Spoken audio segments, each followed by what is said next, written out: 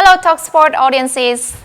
Surely everyone is wondering why I'm here in a place that's surrounded by many bicycles.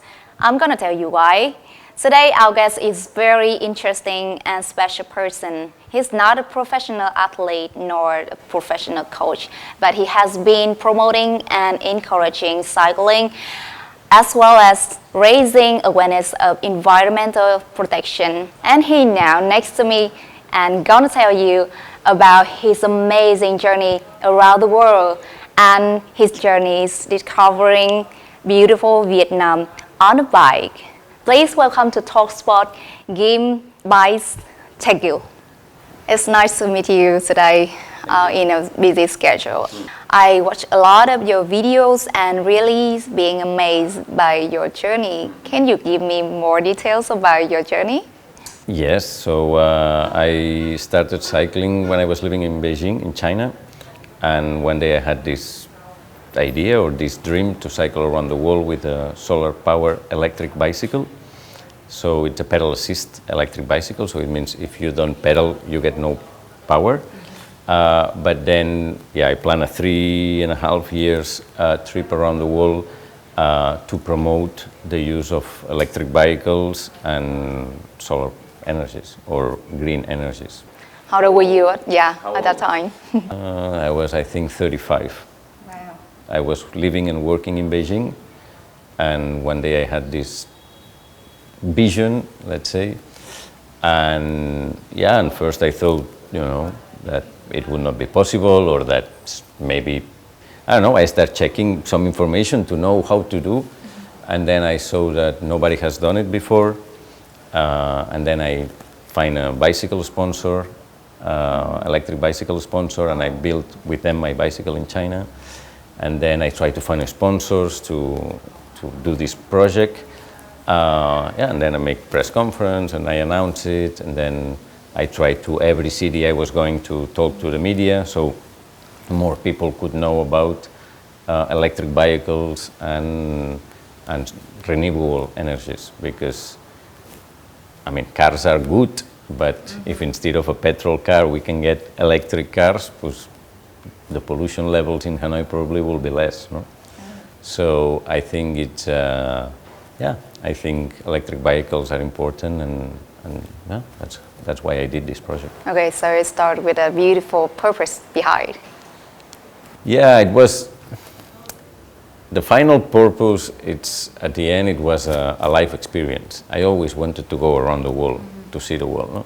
But I never knew how to do it. I never had any excuse to go and say, let's go and travel around the world.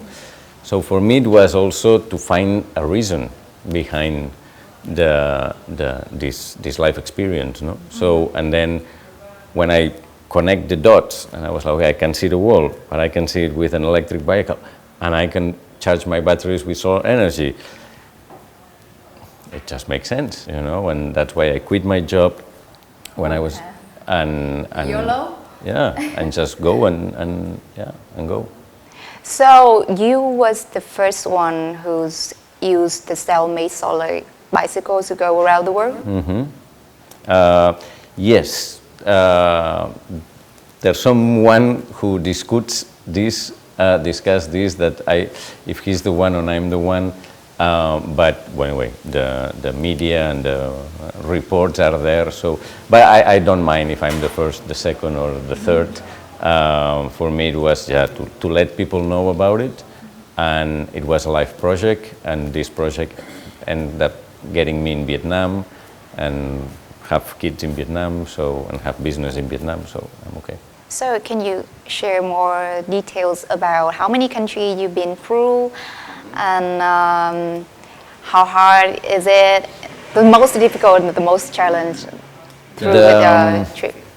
Countries, I think at the end, on this particular project, it was around 30 countries, and I think 30,000 kilometers or something like this. Is it hard? Physically, no, because it's not a race, so you can do as much as you want. If the first day you want to do 5 kilometers, you do 5. If you want to do 100, you do 100. So physically, not. And also, it was a pedal assist electric bicycle. So it helps, it makes it easy. It's a beautiful way of traveling, that's for sure.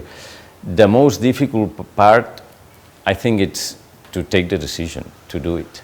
So when I started this tour around the world by bicycle, I was actually not cycling at that time much. But then it's true that during these 3 years on the road cycling, I completely fall in love, with bicycles. It's the most efficient thing that human beings ever created. It's so efficient, it's so easy, it can take you anywhere.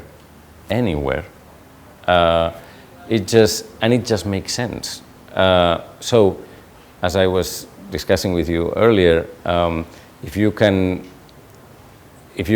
put a bicycle in your life, and for example, when you go to work, you commute by bicycle, you don't need an extra hour after work to go to the gym because you have already done your workout, no? It keeps you healthy, you do sport, no pollution. Right. So why did you choose to settle down in Vietnam, but not other country? Well, I settled down here because I got married here and I got kids. And then, I opened my business. That was the first business I opened. And I like it. So the kind of potential environment for you to create. There's many, Vietnam is a beautiful country, and Vietnamese, it's a beautiful culture also as the Spanish. I'm from Spain. But I think the potential to do things right and to grow up as a healthy and organic country and at any level. As I know that you are not only support for cycling communities, but also organize by your own, with sponsor a lot of tournament. I'm the director of a Coupe de Hue bicycle race in Hue that, the last 2 years didn't happen because of the pandemic. And the ambassador of the race is Cadel Evans. Cadel Evans, it's the former world cycling champion of mountain bike and road bike and Tour de France winner. It's like the Cristiano Ronaldo of cycling. It gives great visibility of Vietnam and Hue worldwide. I do fly to countries to race in another country, and then once I'm there, I race and I see the country at the same time. So there's medical tourism, but there's a sport tourism too. So that's I do think it's a big opportunity for Vietnam in the future. So do you think that the cycling gonna be a very popular sport and it should be more promoted in Vietnam that's close to the professional tournament? That's a nice question. Yeah. Yes, I do think that cycling and actually all the sports in this country need and will have, because it's inevitable, it will have at some point the support and the investment from the public, from the government, from the country, because that's also a very good engine of the economy in general, the sport. I've seen it. I'm from Barcelona, Spain. We had the Olympic Games in 1992, and there's a before and after of Barcelona as an economic, growth. So Barcelona before the Olympics was one thing, and after the Olympics, it's a different city. Yeah. So there's investment in infrastructures, there's investment in sports installations, and yes, that needs to happen in Vietnam. At the moment, I would say the support from government, it's very little in this country in terms of sport. So to help to organize events, good quality events, for example, in cycling, the only bike race in this country that has climbing on the bike race is the one that I organize in Hue. All the other races in Vietnam normally it's just a criterium doing laps around a lake. But I'm not saying that this is not cycling, for sure it's cycling, but this is not the fun part, or not the only fun part of cycling. Climbing mountains, it's what 99% of the cyclists of the world are looking for, because that's the challenging part. But in Vietnam, there's no that idea yet, and when I organized the or when I designed the course of the Coupe de Hue, the Cycling Federation also was saying, you're crazy. Why you want to climb mountains? Vietnamese don't like it. But after we did it, all the Vietnamese who participate in that race, they were all crazy. They were all excited. They were like, this is amazing. You know, this is really amazing. And that's, it needs time. It will happen. It could happen faster. People will start traveling abroad to do races abroad, and they will see how are the races in Thailand or in another country, and they will like, why don't we have this in Vietnam? Yeah, like okay, popular maybe, one actually. Maybe they will do it, you know. So, well, we have now the Ironman already since 2015. Right. I think that's good. Now we have many trail running events, like the race in Sapa BMM, or the one in Dalat, or you know, there's many trail running. There's many marathons now in the cities. So it's, you know, it's moving, it's happening, and it will just go up. There's no doubt. Hello, today we'll talk and introduce different types of bicycles so that people can select and choose the best bicycle for their purpose. The first one is an electric bicycle. It's a pedal assist electric bicycle like the one that I used to use to go around the world. The main components is that it has a battery and it has an engine in the mid-drive, so it helps you when you're pedaling. They have a range about 80 to 90 kilometers in one charge, and it's a perfect machine for commuting. The second one, city bike or a commuter, that I call it. I use it to go to work. It has a rear rack, I can carry panniers, I can carry my laptop. And the main things of this bicycle, it has a rigid fork, it has fenders, so when it rains, you don't get dirty. Really fast on the traffic, especially when there's traffic jams, it's unbeatable. The third one, it's what's called a mountain bike. These bikes are very popular nowadays in Vietnam. They got a lot of gears, a big gear ratio. They have a front suspension fork. They have very knobby tires, and it's meant to go on the mountains, so where there's a lot of rocks and you can really practice. Next one, it's a road bike. Road bikes, as the name it says, they are meant to be on the road.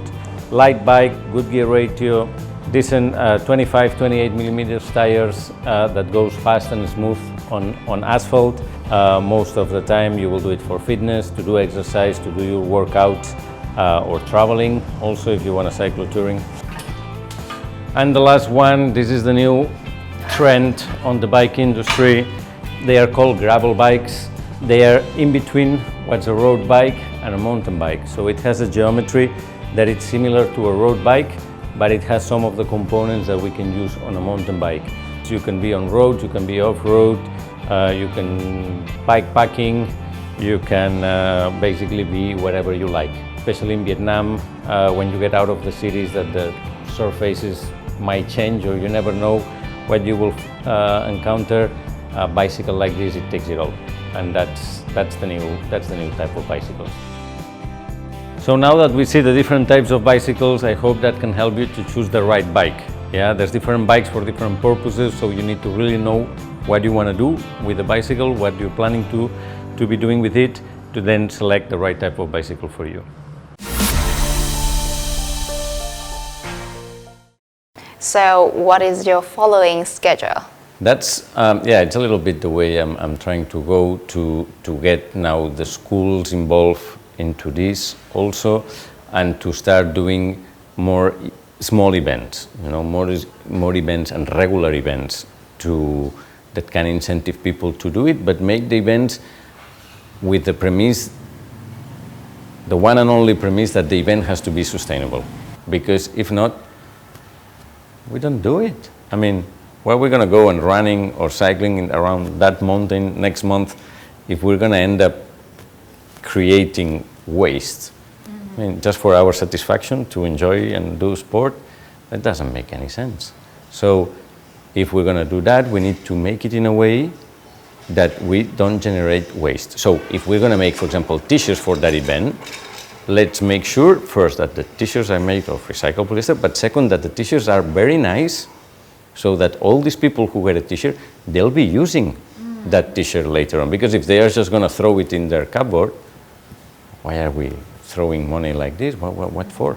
My intentions now, is to keep working on this, no? on making cycling and sports and events and sponsoring events and working with the schools, but trying to open people's eyes that if you're going to do it, just let's make it from recycled polyester. Let's make it sustainable as much as we can, because we need to be here for the rest of our life. I mean, maybe not you and me, will pass away one day, but our kids, the sons of our kids. So we need to protect the environment. I don't think nobody can deny that, you know. So just keep working on the same line. Like, if we can make it recycle, why wouldn't you make it? For things, it's not just trying to mainly to get, and it's a big challenge, but to get the people to understand what we are talking today, you know, to like companies that they want all their employees to do sport. No problem, make it. But you need to make 2,000 garments. Make them with recycled polyester, because also it is the job of the companies and everybody to do as much as we can. Yeah, many companies have this, what it's called CSR, corporate social responsibility, that they have programs to do, you know, to not waste energy, to not do this, to not do that. But if you are promoting health, or if you are promoting, you have to look at the whole picture. It cannot be that you're promoting eco products and then you're making t-shirts from regular polyester when you can do them at the same price with the same quality with recycled polyester. So to be eco, to be sustainable, it's not just to say it. You have to do things. You have to take actions, and that's my main goal for now. I think it's a titanic job actually in Vietnam, to try to convince people that since they are sponsoring t-shirts, or since they are doing t-shirts for their football club, or make them with recycled polyester. It's just why not? If it costs you the same, why not? But there's no reason for why not choosing it, you know. But I do think every day and more people are learning about it, and people are understanding that to take care of the environment, that's protecting our future. Yeah, and very important. And I think sport, it's a perfect. Yes, it's a perfect way. You know, it's a perfect match, because I mean, I'm not saying that everybody likes to do sport, or some people don't like it, but everybody who does sport regularly can see the benefits of it. Right. And if at the same time that we are doing sport, we are being environmentally friendly, let's say, that's better, no? Simple as that. My brain just keeps moving all the time, and obviously, as we mentioned before, I like to do sports, I like to compete, and so I'm all the time, like, you know, thinking, what can we do? So I have plans to do. My intention is to do a series of small events that we can replicate monthly, to promote running, to promote cycling at a root level. You know? The main goal of the event is to promote sport, because if we promote a sport, people will need garments. Okay, we can sell garments later, right. Recycle garments, but they will need medical insurance. They will need water. They will need drinks. They will need shoes. They will need shampoo to take a shower after. All right, so don't worry. If people does a sport, people will be buying certain things that they need to do sport. So the benefit of it, it's not directly from the event itself. It comes from other ways, you know. And what we need to do is, the main goal should be to promote the sport in a sustainable way and in a profitable way later. But that's the last one. So I'm looking for sponsors to do events, through all Vietnam, but it needs to be sponsors that they are aligned with with these ideas. You know, if somebody comes to me and say, no, the only thing I want to do is just to make money, and when I'm going to make money with it, I mean, sorry, we're not here for this. You know, I do think money is important, but it's not the most important thing. You want to get a Reddit of communication, that your brand is visible, that everybody sees your brand either on television or on social media.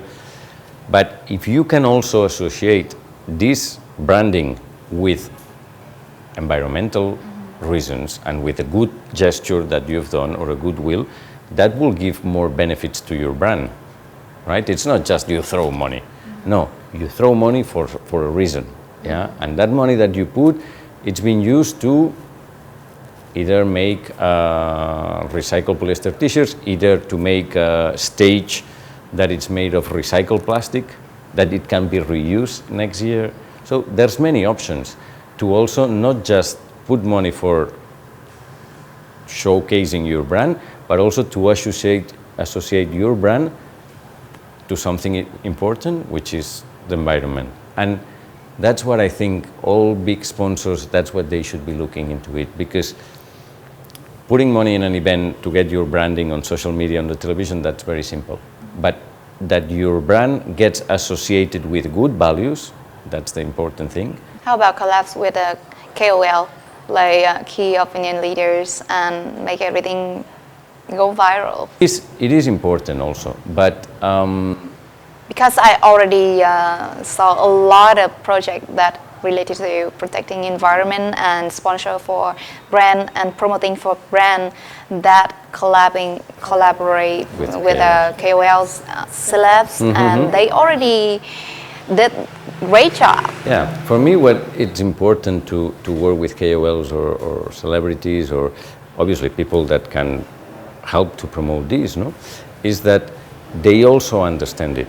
They also appreciate it. They also, for example, do sport, and then they realize that, well, if I'm going to go running every morning, if instead of using a regular polyester, I can use a recycled polyester. Next time I buy a new garment, let's make sure I buy it from regular polyester fabric, So why? Because that makes sense. Because I'm helping, it's my little contribution, So that, I think it's important to get KOLs, to get celebs. It is important, but it's most important that they understand the message. For me, it's not about, okay, I got an influencer or a KOL and I give you my garments and just talk, and then you don't understand the reasons. It's very important to understand, to be able to communicate something, you need to understand it and value it. If you don't like bicycles, it's very difficult to sell a bicycle. Yeah, but nowadays we can see that they are aware of protecting health and protecting environment in the same time, and we already have those KOL or maybe football stars. If I can make a public call for it, I would love any KOL, any public figure, sports person that is interested into this and would like to get sponsorship with this, or to help to promote this, please call me. I'll be more than happy to support. I've been recently talking to a Olympic committee from, unfortunately, another country, not Vietnam, that are interested to get a sponsorship from us to have all their garments made of recycled polyester. So I'm very happy for that. No, I mean, you have to fight them, to ask them to collab, not like they ask for your support. Just to get in contact, for sure. I will, but sometimes it's easy to go and find the people, but sometimes, other times the people find you and have the same ideas and say, oh, I like what you're doing. Can we do something together? Yes, I'm more than happy to collaborate with anybody who's interested to do it. And if I got the contacts, I will contact them, but if I don't have their contacts and they want to contact me, I'm either happy. Either way, it works. The thing is to do it. Because I know that now KOLs, influencer, they have a big impact to the next generation, and that is now is a good way, it's a potential way, it's a very strong way to spread our idea. In this case, I think with environment, it is important that our people that they understand it and they are committed to it. You know, that they think that environment is important thing to talk, to promote, because if they don't understand it or they don't value it, it's very difficult to communicate it. So I'm pretty sure there's many KOLs and celebs and influencers that they also believe on how important it is to do something for the environment. So yeah, let's find them and hopefully they can help to spread it out. Yeah, one more thing is if you want people to sell the product that green to environment, it has to be that stuff that fashionable and have to desire that beautiful. For example, now if we start doing also retail, so from Mute we don't only do custom, we also do retail. But what I've done with the retail, so you can buy retail online, but what I'm doing with the retail is I'm having no stocks. So every time somebody orders something on the website, I make it for them. So I have no stocks. And I have no stocks for, again, environmental reasons. Because when you have stocks, sometimes you have a very nice design and everybody wants it. But sometimes you make a design and people doesn't like it much. So you don't sell it. So if you have produced, let's say, 100 t-shirts and you don't sell them, what do? It's just waste. So what I make is we come to this format that we are doing retail, but with no stocks. But at least you have the catalog to show them. We have the catalog, we have the website, so people can go to shops and see the products. But when you order, so in the shops I have very small stock. Yeah? But when people order, we make it to order. So you order, I make it for you, 3 days later I deliver to you. So maybe I'm losing that client that wants to have a compulsive sale, purchase, sorry. But that's not the clients that I'm looking for. I'm looking for people who understand it and appreciate that I only make that t-shirt when you want to buy it. So if you don't want to buy it, I don't make it. But if you want to buy it, then I make it and I deliver to you. So we have no waste. So that I think it's a very important factor, you know, and that's what I was saying also, that when you believe in environment, you have to try to be aligned with it in everything you do. You know, it cannot be that you believe in the environment, but then you use your car for 50 meters to go and buy a phone when you can go walking or by bicycle. You have to, every little step counts, and that's very important. So in the future, do you think that you will take like superstar and sports? We do have some superstars, but in their own segments. I mean, in Vietnam. In Vietnam, I mean. Yeah. For example, now in cycling, we have Javier Sardá, you have Nguyen Dinh, and we have runners like Thapanyat, Quang Chang, Nyon Chong, Ha Ho in Sapa, trail runners. We do have, in triathlon, we do have athletes that understand and appreciate all those things. It is difficult to go into a certain level of sports people, because then there's a lot of money involved, you know. And for me, I don't want you to wear my clothes because I pay you X amount of money. I want you to wear my clothes because you believe in what we're doing. And okay, that has some pros, some cons, sure. Many people maybe say, okay, I believe in what you do, but if you don't pay me, I don't do, which is fine. So I work with who I can and with who understands what I'm doing. Yeah. Okay, thank you for beautiful story and beautiful purpose behind your business. And I hope that all your business and your plans gonna happen successfully. Thank you very much. Also, it's been an honor, and I do hope they happen too. Appreciate it. I appreciate the time talking with you and sharing your story here in Talk Sport. And thank you, viewers, for watching our journeys Stay tuned and see you next episode. I'm Việt Nga. Bye!